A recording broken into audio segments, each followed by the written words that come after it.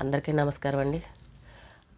పెళ్లి చేసేటప్పుడు అబ్బాయి వయసు ఎందుకు ఎక్కువ ఉండాలి, అమ్మాయి వయసు ఎందుకు తక్కువ ఉండాలి అనే విషయం గురించి తెలుసుకుందాం. ఇంత ముందు కాలంలో పెళ్ళికొడుకు వయసు 5 ఏళ్ళు కానీ 10 ఏళ్ళు కానీ, కొంతమంది ఇంకా కొంచెం ఎక్కువ ఉన్న వాళ్ళనే ఎక్కువ వయసు ఉన్న వాళ్ళు చేసేవారు. అమ్మాయి వయసు చాలా తక్కువ ఉండేది. కానీ ఇప్పుడున్న కాలంలో ఒకే ఏజ్ పిల్లల్ని చేసుకుంటా ఉన్నారు. అలాగే అమ్మాయిలు ఒప్పుకోవట్లేదు. కొంచెం ఏజ్ ఎక్కువ ఉంది అని అంటే నాకంటే పెద్దోడు నాకు వద్దు అని అనే విధంగా మాట్లాడుతున్నారు. ఇప్పుడు పెళ్ళిళ్ళు చేసుకోవడమే వయసు ఎక్కువైన తర్వాత చేసుకుంటున్నారు. అలాగే కొంచెం అబ్బాయికి వయసు ఎక్కువ అనేసరికి అమ్మ 30 ఏళ్ళు దాటినాడా నాకు వద్దు అనే విధంగా మాట్లాడుతున్నారు. కానీ ఇక్కడ అప్పుడు కాలంలో ఎందుకు కొంచెం అబ్బాయి వయసు ఎక్కువ ఉండాలి అనే దాని గురించి మనం తెలుసుకుందాం. ఇప్పుడు పిల్లలకి ఎంత చెప్పినా కూడా అర్థం కావట్లేదు. పిల్లల మాట పుచ్చుకునే పెద్దవాళ్ళు కూడా అలాగే చేస్తున్నారు తప్ప ఇందులో అసలు కారణం ఏంటి, పెద్ద వయసు ఉన్న వాళ్ళని చేయడం వల్ల అనేది ఒక్కసారి కొంచెం ఆలోచించాలి. ఆలోచిస్తే ఈ రోజున ఇంతమంది జీవితాలు భార్యాభర్తలు కానీ విడిపోయే పరిస్థితి ఉండదు. ఎందుకు అని అంటే ఇప్పుడు ఒకే ఏజ్ పిల్లల్ని ఒకే వయసు వాళ్ళని ఇద్దరిని చేసామనుకోండి, వాళ్ళకి ఇద్దరు మనస్తత్వాలు ఒకే విధంగా ఉంటాయి. నువ్వెంత అంటే నువ్వెంత అనుకుంటాడు, నువ్వు పోరా అంటే నువ్వు పోరా అనే విధంగా ఉంటాడు. నువ్వు వదిలేస్తే వదిలేసి వెళ్ళిపో అని, నువ్వు వదిలేస్తే వదిలేసి వెళ్ళిపో అని అన్నట్టు ఇద్దరు కీచులాడుకుని గొడవలు పడే పరిస్థితి వస్తూ ఉంది. ఎందుకంటే వాళ్ళ మనస్తత్వాలు ఒకటే, ఒకే వయసులో ఒకే విధంగా వాళ్ళ మనస్తత్వాలు ఉంటాయి. కాబట్టి అలాంటివి ఉండకుండా ఒకవేళ అమ్మాయి ఏదైనా పొరపాట్లు చేసినా అబ్బాయి సర్దుకుపోతాడు. ఎందుకంటే వయసులో ఒక 4-5 ఏళ్ళు ఎక్కువ వయసు ఉంది కాబట్టి కొంచెం అనుభవం ఉంటుంది. కాబట్టి దానివల్ల ఈ చిన్న చిన్న పొరపాట్లు వచ్చినా, చిన్న చిన్న గొడవలు వచ్చినా సర్దుకుపోతాడు. అబ్బాయికి అనుభవం ఉంది కాబట్టి అలాంటి గొడవలు రావు, భేదాలు రావు. ఆలోచన విధానం వేరుగా ఉంటుంది, సర్దుకుపోతారు అన్న ఆలోచనతోటి మగపిల్లల వయసు కొంచెం ఎక్కువ ఉండాలి అని అప్పట్లో చేసేవారు. అలాగే 10 ఏళ్ళు 12 ఏళ్ళు ఉన్న వయసు వాళ్ళు కూడా చేసుకున్నారు. వాళ్ళు హ్యాపీగా కాపురాలు చేసుకున్నారు, చక్కగా పిల్లల్ని కన్నారు, వాళ్ళ కుటుంబంతో చాలా బాగున్నారు. కానీ ఇప్పుడు కాలంలో పిల్లలైతే మాత్రం మా క్లాస్మేటు, నాతో చదువుకున్నాడు, నా ఫ్రెండు అని చెప్పేసి చేసుకుంటున్నారు. ఇక్కడ వీళ్ళు రీజన్ ఏంటి అనేది ఒక్కసారి ఆలోచించట్లే. ఎందుకంటే ఇద్దరూ ఒకటే. ఇప్పుడు హాస్టల్లో పిల్లల్ని పెడతామండి, అక్కడ ఏదైనా చిన్నది ఏదైనా జరిగింది అని అనుకో, అందరూ ఒకే వయసు వాళ్ళు అవ్వటం వల్ల ఒకే విధంగా ఆలోచిస్తూ ఉంటారు. అయ్యో ఇది చేస్తే ఇది ఏమవుతుంది, ఇలా అంటే ఇదేమవుతుంది, పోనీ ఒకరికి కష్టం వచ్చింది మనం ఏ విధంగా ధైర్యం చెప్పాలి అనే మెంటాలిటీ అక్కడ ఉండదు. అందరూ ఏది మాట్లాడితే అక్కడ అందరూ ఒకటే, ఒకళ్ళు ఏది మాట్లాడితే మిగిలిన వాళ్ళు అదే మాట్లాడతారు. ఎందుకంటే వాళ్ళ మైండ్ సెట్ ఒకే వయసు వాళ్ళు కాబట్టి ఒకే విధానంగా ఉంటుంది. అక్కడ పెద్దవాళ్ళు అనేవాళ్ళు ఎవరూ లేరు కాబట్టి మనం ఏదో అనుకుంటాం. కానీ హాస్టల్లో ఉన్న పిల్లలు గుంపులో గోయిందిలాగా అందరినీ ఒకే రూమ్లో పెట్టేసి బంధించేస్తూ ఉంటే అందరి మనస్తత్వాలు ఒకే విధంగా ఉంటాయి. అలాగే ఇప్పుడు పెళ్లి చేసే దగ్గర వాళ్ళు కలకాలం కలిసి ఉండాలని పెళ్లి చేస్తాం.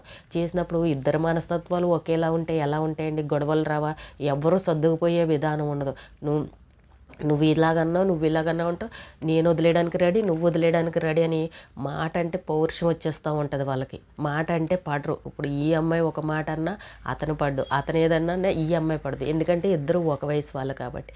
అదే కనుక కొంచెం పెద్ద వయసు ఉన్న అతన్ని చేసామనుకోండి, ఒకవేళ ఈ అమ్మాయి తప్పులు చేసినా అతను సర్దుకుపోతాడు. అలాగే అతను ఏదన్నా పొరపాట్లు చేసినా ఈ చిన్నపిల్ల మనస్తత్వంగా ఒక తల్లిలాగా ఈమె కూడా ఓదార్చే విధంగా ఉండాలి. ఎవరికి కష్టం వచ్చినా కూడా ఒకరినొకరు ఓదార్చుకోవాలి. ఆ భార్యకి కష్టం వచ్చిందంటే తండ్రిలాగా భర్త చక్కగా ఆ అమ్మాయిని ఓదార్చి ఏం జరిగింది ఏంటని నేనున్నాను నీకు అని ధైర్యం చెప్పే విధంగా ఉండాలి.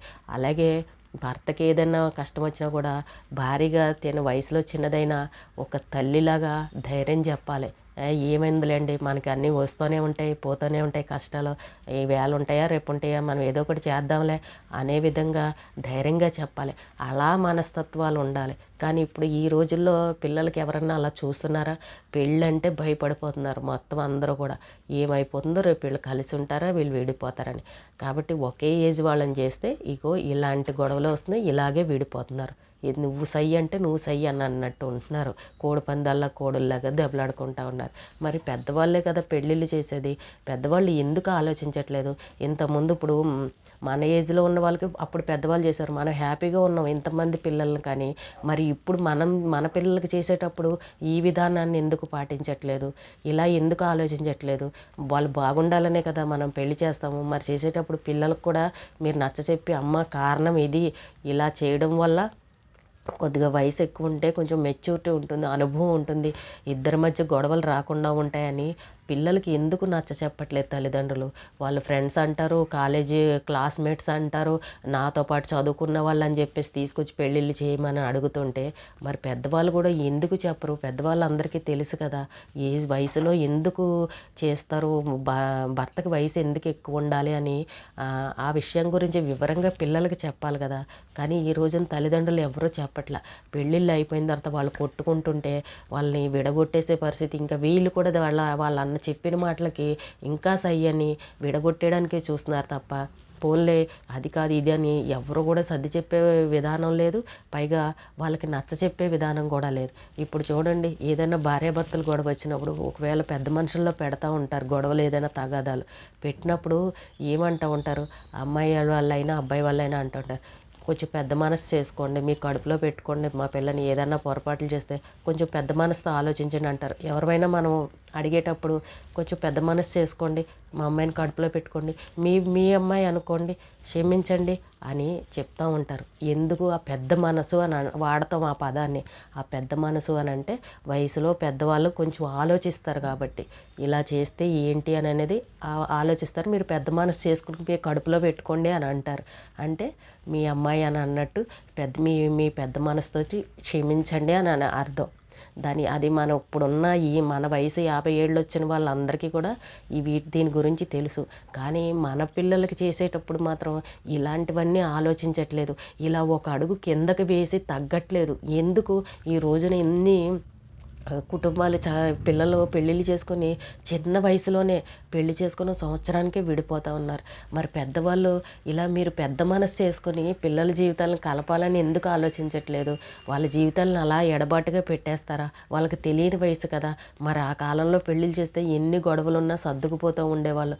కానీ ఇప్పుడు పిల్లలు చిన్న దానికి కూడా గొడవలు పెట్టుకుని విడిపోతున్నారు. దానికి సపోర్ట్గా పెద్దవాళ్ళు కూడా వెనకాలండి నీ ఇష్టం అన్నట్టే మాట్లాడుతున్నారు. కానీ అది కాదమ్మా ఇది అని అబ్బాయి సైడు చెప్పట్లేదు, అమ్మాయి సైడు చెప్పట్లేదు.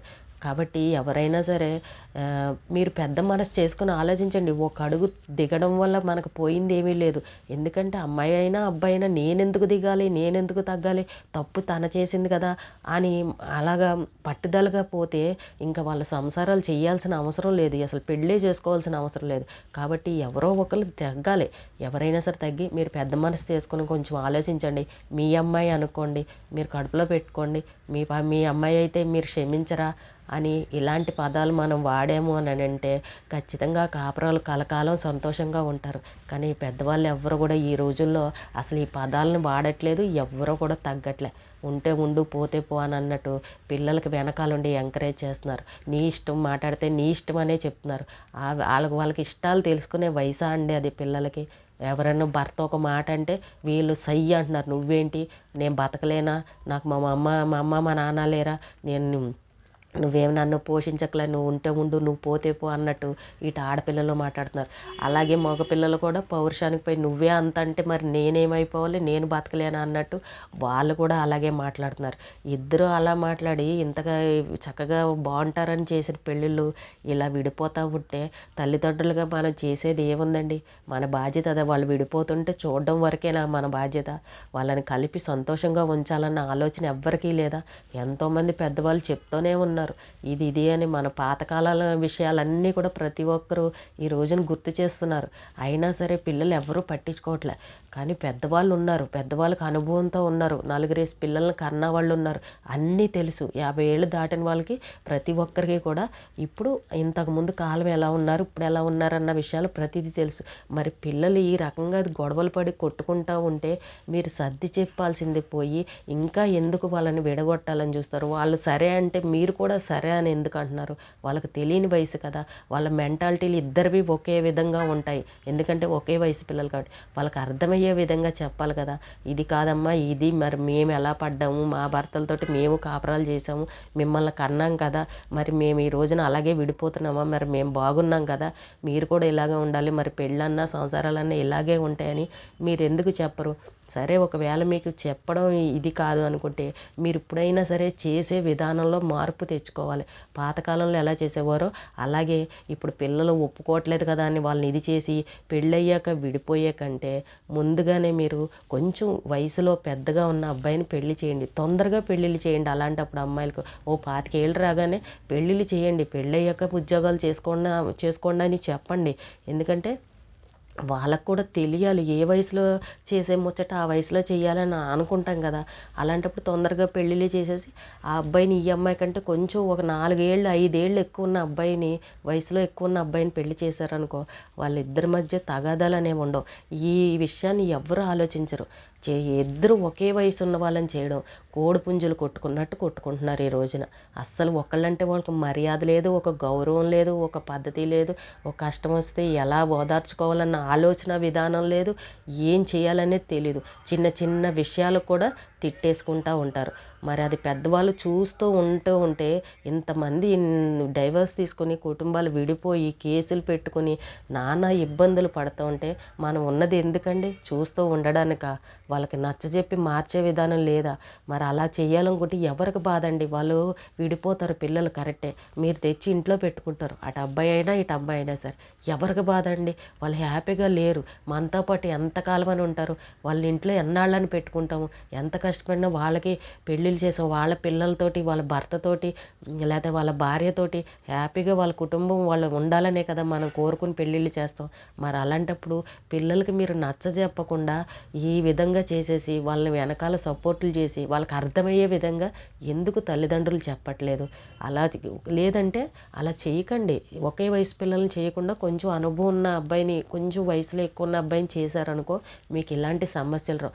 చేసేటప్పుడు మాత్రం ఆ అమ్మాయి కోరుకున్న విధంగా పెళ్ళిళ్ళు చేసేస్తారు. నాకు ఇతనే కావాలి, నా ఫ్రెండు, నాకు ఇది, నాకు సమానంగా ఉన్న వయసు కావాలని చేసేస్తారు. పెళ్ళిళ్ళు అయిన తర్వాత ఇగో ఇలాంటి గొడవలన్నీ వస్తాయి. అలాంటప్పుడు ముందే పెళ్ళి చేసుకునేటప్పుడు ఆడపిల్లైనా మగపిల్ల అర్థమయ్యే విధంగా చెప్పండి. అమ్మాయి ఇలా కొంచెం ఏజ్లో ఎక్కువ వయసున్న అబ్బాయిని చేసుకుంటే, 4-5 ఏళ్ళ అబ్బాయి వయసుని చేసుకుంటే రేపు మీ మధ్య గొడవలు రావు. అతనికి కొంచెం మెచ్యూరిటీ ఉంటుంది, అనుభవం ఉంటుంది. కాబట్టి అందుకే పెద్దవాళ్ళు చేస్తారు. ఇది పెద్ద వయసు ఏమీ అంత ఎక్కువైనట్టు కాదు అని పెళ్లి చేసేటప్పుడే పిల్లలకి అర్థమయ్యే విధంగా మీరు చెప్పండి. అలాంటప్పుడు వాళ్ళ కాపురాలు హ్యాపీగా చేసుకుంటారు. ఎటువంటి గొడవలు రావు, ఎటువంటి సమస్యలు రావు. ఇదొక్కటి పెద్దవాళ్ళు పెళ్ళిళ్ళు చేసే ముందర ఆలోచించుకోండి. అందుకే అప్పుడు కాలంలో 10 ఏళ్ళున్నా 5 ఏళ్ళున్నా ఎంత ఉన్నా కూడా ఎక్కువ వయసు వాళ్ళనే చేసేవారు. ఇలాంటి సమస్యలు రాకుండా విడిపోకుండా ఉంటారని అర్థం అన్నమాట. ప్రతి ఒక్కరూ ఇది పాటించాలని నేను కోరుకుంటున్నాను. ఈ రోజుకి ఇదేనండి. రేపు మళ్ళీ కలుద్దాం.